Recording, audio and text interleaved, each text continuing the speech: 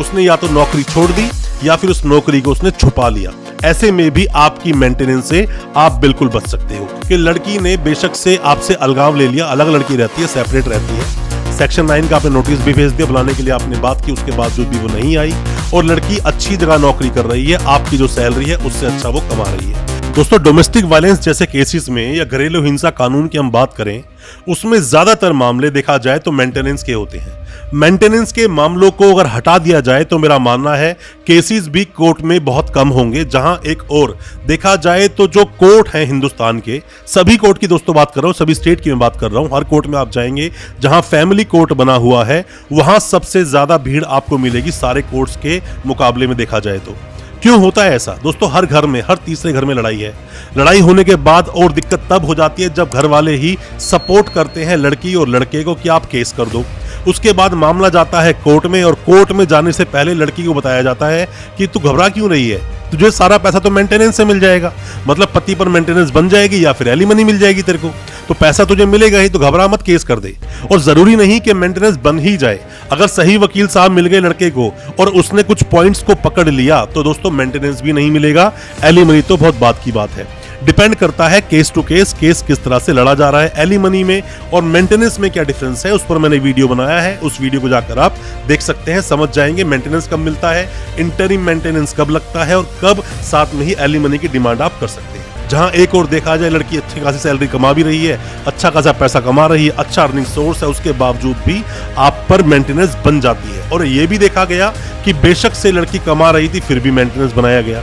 कुछ पॉइंट्स, जैसे कि सबसे पहला पॉइंट दोस्तों आप ये ढूंढिए कि लड़की जब आपसे अलग रह रही है तो अलग रहते हुए क्या उसने दूसरी शादी तो नहीं कर ली, और अगर ऐसे में लड़की ने दूसरी शादी कहीं पर कर ली है तो आपको मेंटेनेंस देने की बिल्कुल जरूरत नहीं। इसका आपको पता लगाना होगा, एविडेंस जुटाने होंगे और कोर्ट में उनको पेश करना होगा।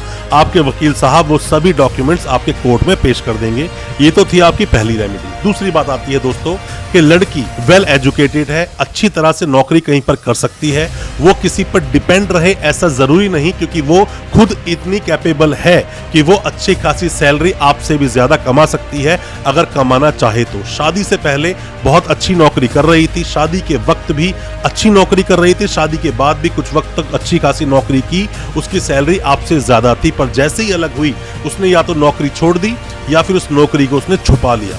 ऐसे में भी आपकी मेंटेनेंस से आप बिल्कुल बच सकते हो। तीसरी बात दोस्तों आती है कि लड़की ने बेशक से आपसे अलगाव ले लिया, अलग लड़की रहती है, सेपरेट रहती है, सेक्शन 9 का आपने नोटिस भी भेज दिया, बुलाने के लिए आपने बात की, उसके बावजूद भी वो नहीं आई और लड़की अच्छी जगह नौकरी कर रही है, आपकी जो सैलरी है उससे अच्छा वो कमा रही है, या फिर उतने पैसे वो कमा लेती है, अच्छे खासे पैसे जितनी उसकी जरूरतें हैं उससे ज्यादा, तो भी आपको मेंटेनेंस देने की दोस्तों जरूरत नहीं है, तो भी आपको भरण पोषण नहीं देना पड़ेगा उस लड़की को। ये था दोस्तों तीसरा पॉइंट। चौथे पॉइंट में दोस्तों आप आ सकते हो अडल्ट्री में होना।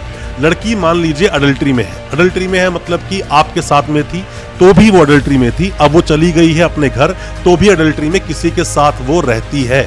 तो अभी जरूरी नहीं कि शादी कर ली है, नहीं भी शादी की है, अडल्ट्री में रहती है, तो ये भी पॉइंट आप ले सकते हो, यहाँ पर भी भरण पोषण से बचा जा सकता है। दोस्तों, अगर ये वीडियो आपको अच्छा लग रहा है तो अभी इस वीडियो को लाइक करें, ताकि इसी तरह की लाइक से हमें मोटिवेशन मिल सके और प्रोत्साहन मिल सके इसी तरह की लीगल अवेयरनेस की वीडियोस आप तक पहुंचाने के लिए। और आप अगर पहली बार आए हैं हमारे इस चैनल पर, पहली बार देख रहे हैं हमारे इस वीडियो को, हमारे चैनल को अभी सब्सक्राइब करें, साथ में लगा बेल आइकन जरूर दबा दें, ताकि इसी तरह की लीगल अवेयरनेस की वीडियोस आप तक पहुंच सके सबसे पहले। भरण पोषण का सिर्फ और सिर्फ ये जो लेडीज अगर किसी भी तरह से इसका डिफेंस लेती हैं, इसकी प्ले लेती हैं, ये सिर्फ इसलिए लेती हैं क्योंकि पैसा तो आपसे मिल ही जाएगा।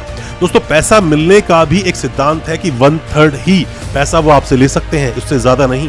कई बार तो 1/4 भी देखा गया है, 1/4 की ही मेंटेनेंस अलाउ हुई, कई बार ज्यादा भी हो जाती है, बट 1/3 का ही अलाउ होता है, 1/3 को आपको मान के चलना पड़ेगा। यह है चौथा पॉइंट। अब दोस्तों, पांचवा पॉइंट में आप इतना समझ लीजिए कि कभी भी आप मान लीजिए कि आपके ऊपर तो पहले से ही मेंटेनेंस बनी हुई है आपके फादर और मदर की, या आपकी सिस्टर की, छोटे हैं वो लोग, उनकी मेंटेनेंस पहले से ही बनी हुई है, मतलब कि आपकी फैमिली को पहले ही ऐसा आभास हो गया था कि पंगा कुछ ना कुछ होगा, उन्होंने मेंटेनेंस लगाई और उन्होंने मेंटेनेंस अलाउ करा ली कोर्ट से। जरूरी नहीं है कि यहाँ पर सिर्फ और सिर्फ वाइफ ही, पत्नी ही मेंटेनेंस अलाउ करा सकती है कोर्ट से। आपके जो फादर मदर है, जो आप पर डिपेंडेंट है, जो डिपेंड है आप पर, वो लोग भी मेंटेनेंस लगा सकते हैं और आपसे भरण पोषण अपना ले सकते हैं। उन्होंने लगा दिया तो भी आप उस चीज की वजह से भी अपनी इस मेंटेनेंस से बच सकते हो जो आपको अपनी वाइफ को देनी है। अब दोस्तों छठा पॉइंट भी आप इसमें समझ लीजिए, कब आप मेंटेनेंस से बच पाएंगे, कब आप भरण पोषण से बच सकते हैं। अब मान लीजिए आपकी शादी हुई, शादी होने के बाद छोटी मोटी कोई भी नोकझोंक हुई, उसके बाद लड़की अपनी मर्जी से कहीं पर खुशी से रह रही है, वो आपके साथ रहना ही नहीं चाहती, बिल्कुल इंटरेस्ट उसे आप में नहीं है और वो चाहती है अपने आप जिंदगी गुजर बसर करे और वो अपने आप कैपेबल है, मतलब कि अपनी मर्जी से वो लड़की कहीं अलग रहती है, तो ऐसे में भी भरण पोषण आपको देना जरूरी नहीं। यहाँ कोई ऐसा कोई कैप नहीं है कि अब आपको भरण पोषण भरना ही पड़ेगा। बट फिर भी मैंने जैसा आपको शुरू में बताया दोस्तों, हर केस अलग होता है, हर केस के फैक्ट्स अलग होते हैं, केस को समझना पड़ता है।